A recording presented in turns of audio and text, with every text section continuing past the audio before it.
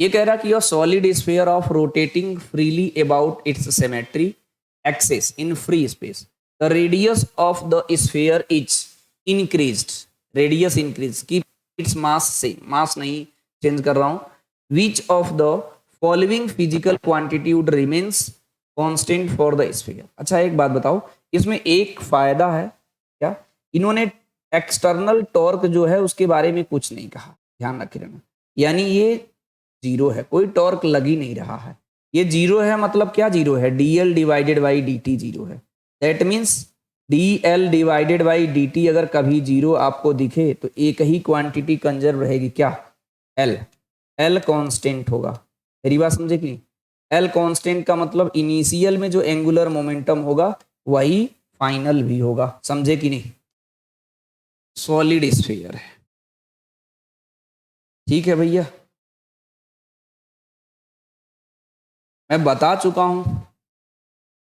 फिर भी भूल गए हो, कोई दिक्कत वाली बात नहीं। देखिए लाइव पढ़ने से क्या फायदा है, शायद आप आंसर नहीं बताते तो मुझे समझ में नहीं आता कि आपको इस चीज की भी दिक्कत हो सकती है। कॉन्सेप्ट क्लियर अगर आपके हो गए तो कुछ भी क्वेश्चन लगाओगे लगेगा।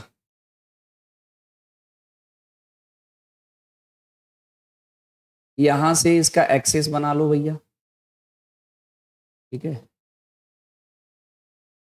और यहां से इसका एक्सेस बना लो।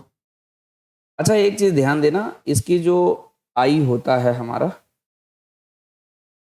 सॉलिड स्फीयर का, आई होता है हमारा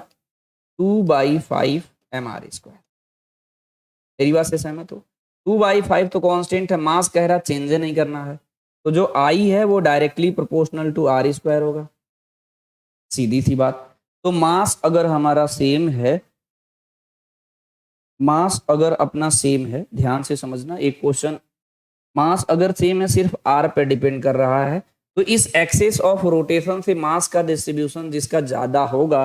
उसका मोमेंट ऑफ इनर्शिया ज्यादा होगा, तो इसका आपको दिख नहीं रहा है, इस वाले का ज्यादा होगा क्योंकि ये मैंने बड़ा कर दिया हूं, इसे छोटा कर दिया हूं, तो आप मोमेंट ऑफ इनर्शिया को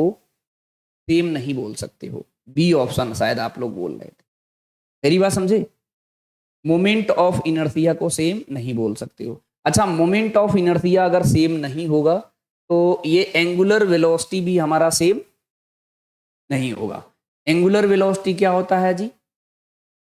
आप इससे भी समझ सकते हैं, इसका एंगुलर, इसका conserve I1 into ω1 equal to I2 into ω2, मेरी बात समझे कि नहीं, अगर I1 और I2 अलग अलग आ रहा है तो ω1 और ω2 भी अलग अलग आएगा, एंगुलर वेलोसिटी भी अलग आएगा। Rotational kinetic energy, rotational kinetic energy क्या होता है जी, K equal to, red pen use कर लेता हूं मैं,